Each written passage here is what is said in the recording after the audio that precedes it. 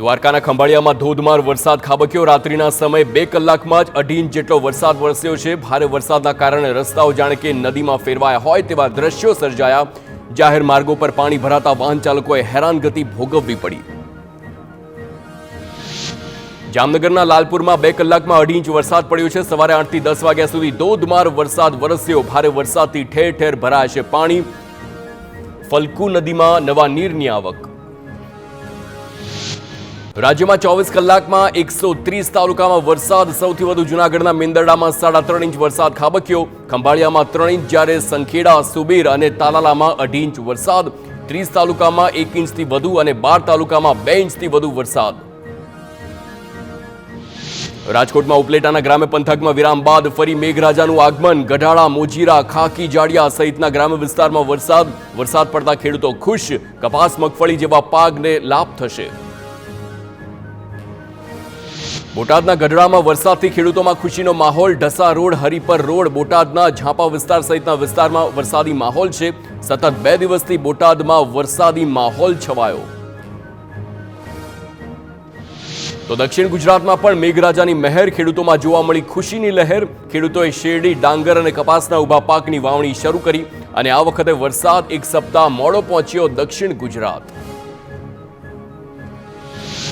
છોટાઉદેપુરના નસવાડીમાં ભારે વરસાદ થતા અશ્વિન નદીમાં પૂર આવ્યું। રાજપુરા ગામનો કોઝવે પણ પાણીમાં ગરકાવ થતા ગામ સંપર્ક વિહોણા।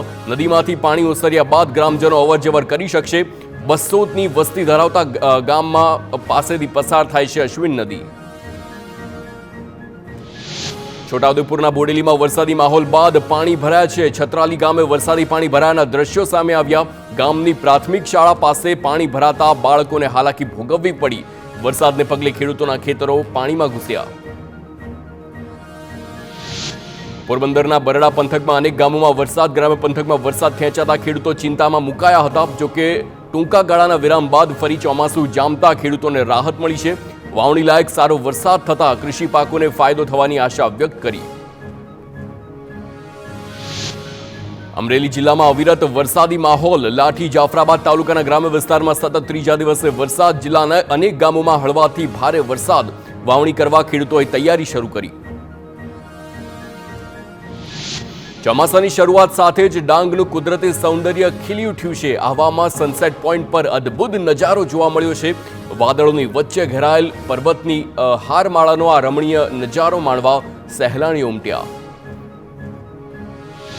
સુરતમાં ઓલપાડના ડભારી દરિયા કિનારે સહેલાણીઓ ઉમટ્યા છે। બાળકોથી લઈને વૃદ્ધ બધા એક સાથે ગરબે ઘૂમ્યા।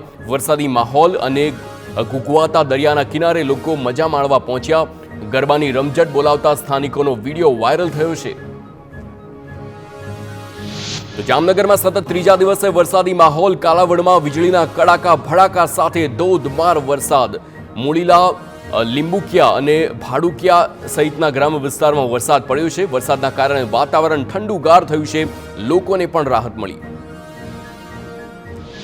તો જામનગરના જામજોધપુર પંથકમાં વરસાદી માહોલ યથાવત છે। વાલાસણ ગામમાં વરસાદને લઈ ખેતરોમાં પાણી ભરાયા છે। વાવણી લાયક વરસાદ થતા ખેડૂતોએ વાવણીની તૈયારીઓ શરૂ કરી। ગ્રામ્ય વિસ્તારમાં 2 દિવસથી યથાવત છે વરસાદી માહોલ। જામનગરમાં પ્રથમ વરસાદે જ મહાનગરપાલિકાની પોલ ખુલી। માત્ર 1 ઇંચ વરસાદમાં શહેરમાં ઠેર ઠેર પાણી ભરાયા છે। કોલેજ, હોસ્પિટલ, એરફોર્સ વિસ્તારને જોડતા જકાતનાકા રોડ પર વરસાદી પાણી ફરી વળ્યા। ભરાયેલ પાણીમાં વાહનો બંધ થતા વાહન ચાલકો હેરાન થયા છે। શાળાએ જતા બાળકોને પણ હાલાકી ભોગવવી પડી। રાજકોટના ઉપલેટામાં વરસાદી માહોલ। ઉપલેટા સહિતના આસપાસના ગ્રામ પંથકમાં મેઘરાજાની સવારી છવાઈ છે। ડુમિયાણી, સેવંતરા, ખાકી જાડિયા અને ગઢડા સહિતના ગ્રામ્ય વિસ્તારમાં વરસાદ। સારા વરસાદથી કૃષિ પાકોને લાભ થવાની ખેડૂતોને આશા। રાજકોટ શહેરમાં પણ વરસાદી માહોલ। નાના મુવા સહિતના વિસ્તારમાં હળવા વરસાદી ઝાપટા પડ્યા। શહેરી વિસ્તારમાં સવારથી જ 1 ઇંચ જેટલો વરસાદ નોંધાયો છે। વરસાદી માહોલના કારણે ગરમીથી પણ હાશકારો મળ્યો। બોટાદના બરવાળા શહેર સહિતના ગ્રામ્ય વિસ્તારમાં વરસાદ। વાતાવરણમાં પલટો આવ્યા બાદ વરસાદી માહોલ જામ્યો છે। ટૂંકા વિરામ બાદ ફરી એકવાર વરસાદી માહોલ જામતા ખેડૂતોની ચિંતામાં ઘટાડો થયો। શહેરના મુખ્ય માર્ગો પર વહેતા થયા છે વરસાદી પાણી। તો અમદાવાદ શહેરના વાતાવરણમાં પલટો આવ્યો છે. કાળા ડિબાંગ વાદળો ઘેરાયા બાદ કેટલાક વિસ્તારમાં વરસાદી ઝાપટા પડ્યા. સીજી રોડ, નવરંગપુરા સહિતના વિસ્તારમાં ઝરમર વરસાદથી રસ્તા ભીંજાયા. આંબાવાડી, પાંજરાપોળ વિસ્તારમાં પણ હળવો વરસાદ વરસતા લોકોને બફારાથી રાહત મળી. ઉત્તર ગુજરાતના બનાસકાંઠામાં વાતાવરણમાં પલટો આવ્યો છે. લાખણી પંથકમાં કાળા ડિબાંગ વાદળોથી આકાશ ઘેરાયું છે. દિયોદર, થરાદ સહિતના વિસ્તારમાં પણ ઝરમર વરસાદ વરસ્યો. લાખણીના કુડા, સેકરા સહિતના ગામોમાં ધીમી ધારે મેઘરાજાની સવારી. વડોદરામાં ફરી એકવાર વરસાદની શરૂઆત. શહેરના અનેક વિસ્તારમાં ગાજવીજ સાથે વરસાદ વરસ્યો છે. ધીમી ધારે વરસાદમાં કામ અર્થે નીકળેલા લોકો ભીંજાયા. જિલ્લાના ગ્રામ્ય વિસ્તારમાં સારા વરસાદથી ખેડૂતોએ વાવણીની તૈયારીઓ આરંભી. સુરતના ઉલપાડ વિસ્તારમાં વરસાદી માહોલ. સાયણ, સાધિયેર, પરિયા, કરમલા અને કીમ સહિતના વિસ્તારોમાં વરસાદી ઝાપટા પડ્યા છે. વાવણીલાયક વરસાદની રાહ જોતા ખેડૂતોને પણ હાશકારો મળ્યો. સાબરકાંઠાના વિજયનગર તાલુકામાં પણ વરસાદ. બાલેટા, ગાડીવાકડા અને કોટિયાવાડ સહિતના વિસ્તારમાં વરસાદ વરસ્યો છે. વીજળીના કડાકા ભડાકા સાથે ધોધમાર વરસાદ. જામનગરમાં ભારે વરસાદ વચ્ચે સબસ્ટેશનમાં આગ લાગી છે. નવાગામ ઘેડ પંથકમાં પ્રથમ વરસાદે જ ઇલેક્ટ્રિક થાંભલામાં આગનો બનાવ બન્યો. ઘટનાના કારણે સમગ્ર વિસ્તારમાં વીજળી ગુલ થઈ. વીજ કંપનીની પ્રી મોન્સૂન કામગીરી પર સવાલ ઉઠ્યા. રાજ્યના 3 જિલ્લામાં વરસાદનું રેડ એલર્ટ જાહેર. જામનગર, દેવભૂમિ દ્વારકા અને વલસાડમાં મેઘરાજા ધડબડાટી બોલાવશે. હવામાન વિભાગનું 3 જિલ્લામાં ભારેથી અતિ ભારે વરસાદનું અનુમાન છે. અન્ય જિલ્લાઓમાં પણ હળવાથી મધ્યમ વરસાદ વરસે તેવી શક્યતા. વડોદરાના વાઘોડિયામાં વરસાદ બાદ પાણી ભરાયા છે. રસ્તાઓ પરથી પાણીનો નિકાલ ન થતા લોકોને હાલાકી ભોગવવાનો વારો આવ્યો.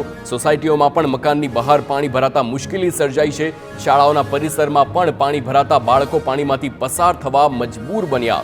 પાલિકા પ્રી મોન્સૂન કામગીરીની પોલ ખુલી છે.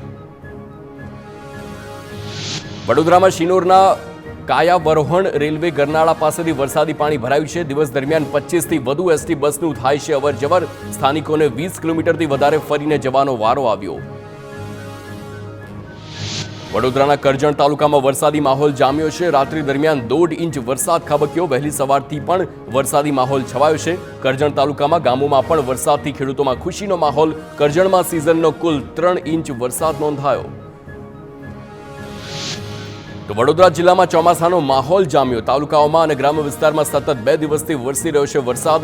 શહેરી વિસ્તારોમાં પણ પાણી ભરાઈ રહેતા લોકો મુશ્કેલીમાં મુકાયા છે. પ્રતાપનગર પાસે રોડ પર પાણી ભરાતા વાહન ચાલકો અધવચ્ચે અટવાયા. કોર્પોરેશનની પ્રી મોન્સૂન કામગીરીના પણ ધજાગરા ઉડ્યા. રાજકોટમાં ચોમાસાની શરૂઆતે જ મનપાની પોલ ખુલી. શહેરમાં ઠેર ઠેર રસ્તા પર પાણી ભરાયા છે. યાજ્ઞિક રોડ, રામકૃષ્ણ આશ્રમ પાસે પાણી ભરાતા શહેરીજનો મુશ્કેલીમાં મુકાયા. મવડી વિસ્તાર, ટેલિફોન એક્સચેન્જ સહિતના વિસ્તારોમાં પણ પાણી ભરાયા છે. મનપાની પ્રી મોન્સૂન કામગીરીના મસમોટા દાવાઓની પોલ ખુલી.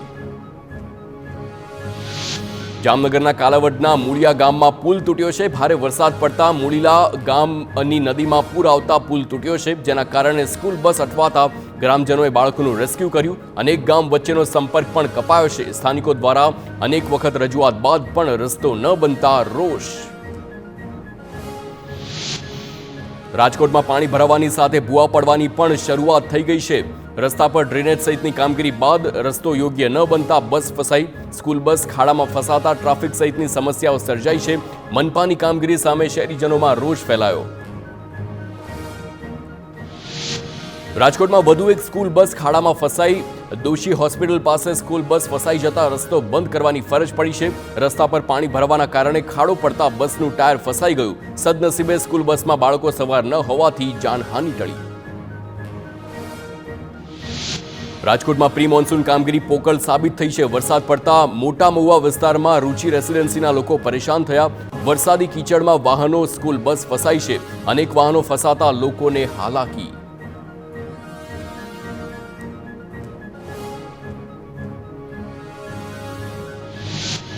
તો વડોદરામાં ડભોઈમાં 12 કલાકમાં 1 ઇંચ વરસાદથી ભરાયા છે પાણી. પાલિકાની પ્રી મોન્સૂન કામગીરીની પોલ ખુલી. વરસાદી કાંસમાં પાણી ભરાતા લોકોને અવરજવર માટે હાલાકી. વહેલી સવારથી જ વીજળીના કડાકા ભડાકા સાથે વરસ્યો છે વરસાદ. તો છોટાઉદેપુરમાં સંખેડા તાલુકાના કરાલી ગામે ડાયવર્ઝન ધોવાયું છે. કોતર ઉપરના ડાયવર્ઝન ધોવાતા 25 ગામોને જોડતો રસ્તો બંધ થયો. નવીન સ્લેબનું આ કામ ચાલી રહ્યું હોવાથી ડાયવર્ઝન બનાવવામાં આવ્યું હતું.